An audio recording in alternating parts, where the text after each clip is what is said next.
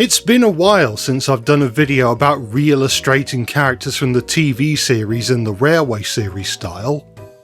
The last one I did was about 4 months ago.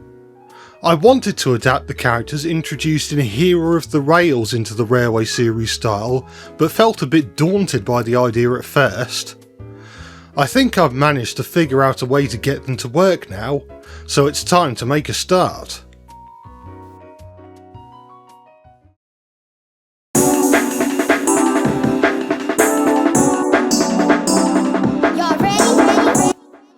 Hiro was the character I thought would be the biggest challenge. The main reason for this is the fact that he's not only a Japanese design and thus not built to standard gauge, but also the fact that, in the TV series, he lives in Japan and only visits Sodor every now and then, and I thought it would be a bit awkward if he had to be re-gauged every time he visited Sodor. Nevertheless, I wanted to keep Hiro's engine class the same. As a result, I've ended up changing quite a lot about his backstory, so here's my idea for a Railway series hero.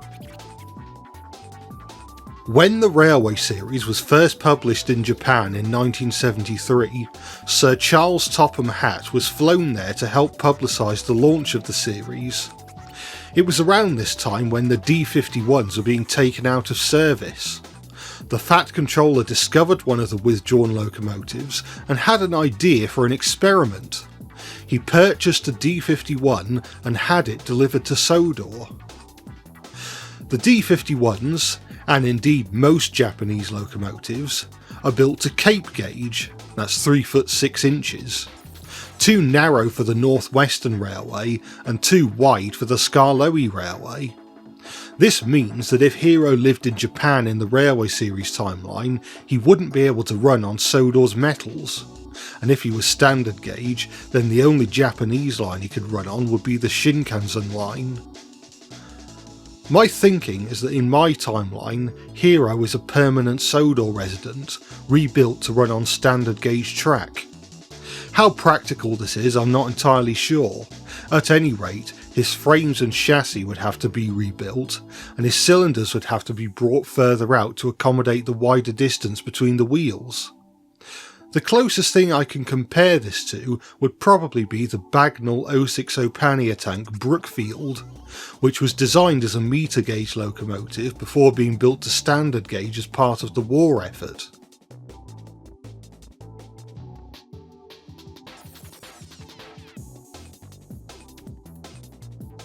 Hiro is one of the NWR's heritage engines, and thus his running number does not clash with the NWR's main fleet. In the TV series his number is 51. The real D51-51 was preserved back in Japan before being dismantled in 2020. Therefore, it is possible that Hiro, like Duck and Oliver before him, originally had a different number and had his identity swapped with that of a classmate sometime before arriving on Sodor. Hiro was sent to Crovinsgate Works following his delivery to Sodor. It was many years, however, before his rebuild was completed. As a heritage engine, he was lower on the priority list as compared to engines in revenue-earning service. Furthermore, documentation, blueprints and spare parts for the D51 had to be shipped to Sodor from Japan, and the language barrier made this process even slower than it would have been otherwise. There was no Google Translate back in the 1970s after all.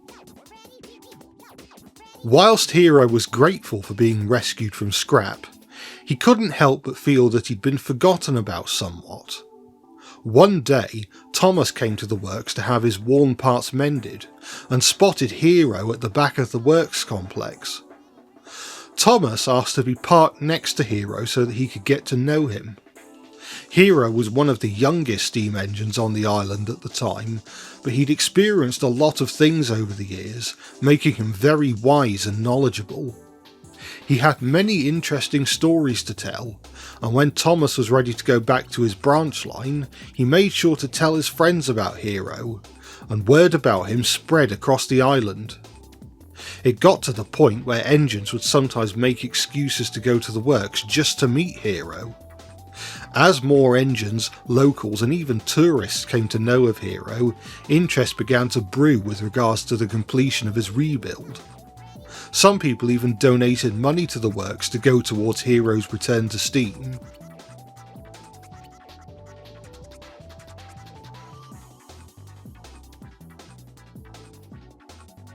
This was during a particularly busy period, and the Fat Controller was under a lot of pressure to keep everything running like clockwork. As a result, he borrowed Spencer to help ease the workload of the NWR's locomotive fleet. You may remember from an earlier video of mine that Spencer was a preserved engine on the mainland owned by the Duke of Boxford. He frequently visits Sodor for rail tours.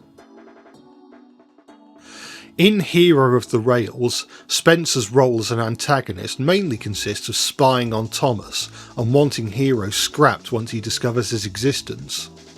Whilst I quite like Hero of the Rails and think Spencer makes for a good antagonist, it's hard to know exactly what Spencer's motivation is for wanting Hiro scrapped, other than to make the Sodor engines unhappy.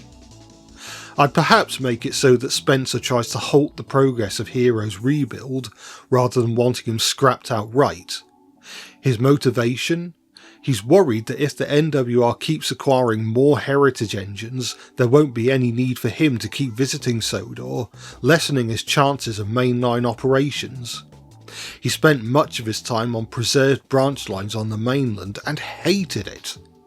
He was worried that Hiro's return to Steam might spell the end for his frequent visits to Sodor, and he'd be spending the rest of his life either on static display or pulling trains tender first along single track lines. No, he couldn't let it happen. So, Spencer would often try and swap jobs with the other engines so that he could pull trains containing parts for Hiro, only to not deliver the items. He'd place the trucks in obscure areas or even hitch them to trains bound for the mainland. Spencer was caught when he coupled a truck meant for Crovan's Gate to a mainland-bound train, the Flying Kipper to be exact. When Henry arrived in Manchester, he was surprised to see a van on the end of his train containing engine parts. It was meant for Crovan's Gate Works, who were also expecting more vans containing other parts for Hiro. It didn't take long before Spencer was confirmed as the culprit, and it was a miserable time retrieving the lost trucks and vans, particularly the ones that had made their way to the mainland. Needless to say, Spencer's name was mud. Even after explaining his reasons for carrying out his plan, he received little sympathy from the other engines. "I agree that branch lines are vulgar," said Gordon, "so I'd say they'd suit you just fine." With all the parts retrieved, Hiro's return to Steam was on the horizon. He emerged from the workshops resplendent in a shiny black livery.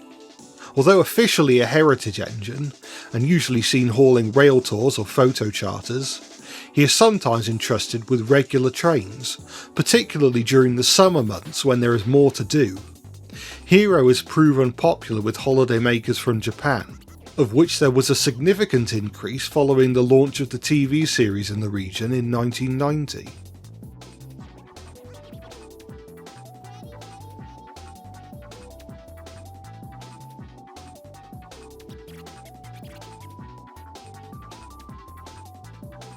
And with that said, here is the finished drawing.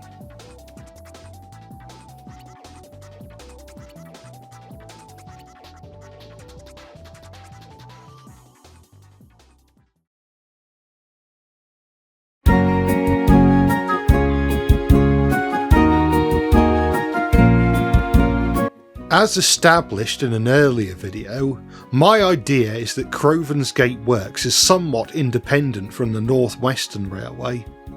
My line of thinking is that the works is run by a consortium consisting of the North Western and Skarloey railways.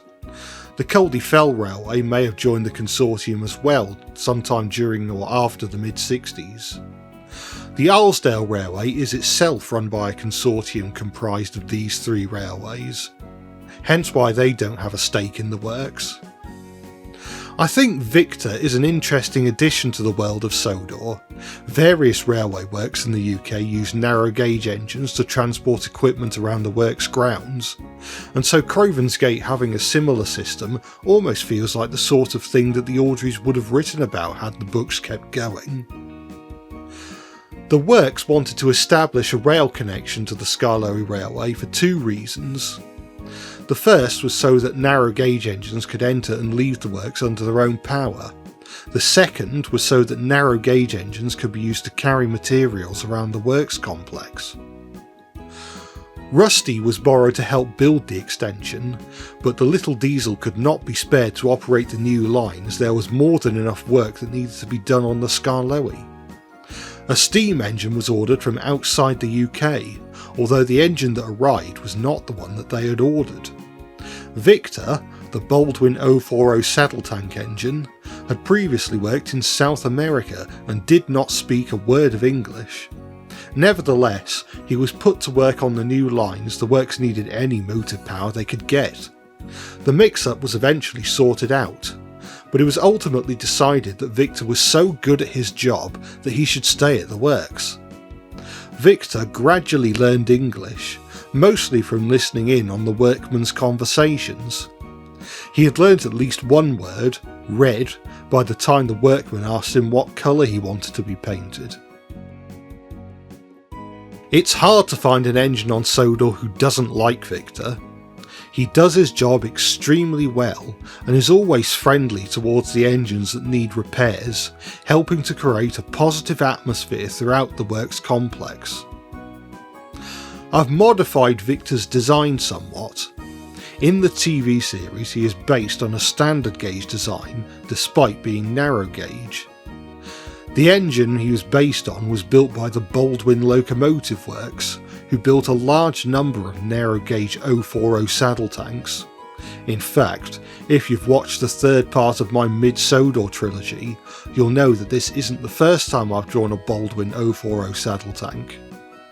I've done my best to incorporate elements of Victor's original design whilst making him proportionally similar to the narrow gauge Baldwins.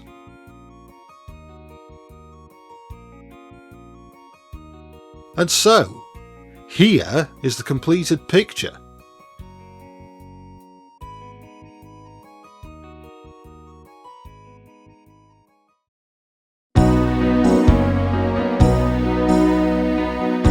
I'll admit, there isn't a huge amount to talk about with regards to Kevin, so if you hear gaps in between sentences, that's why.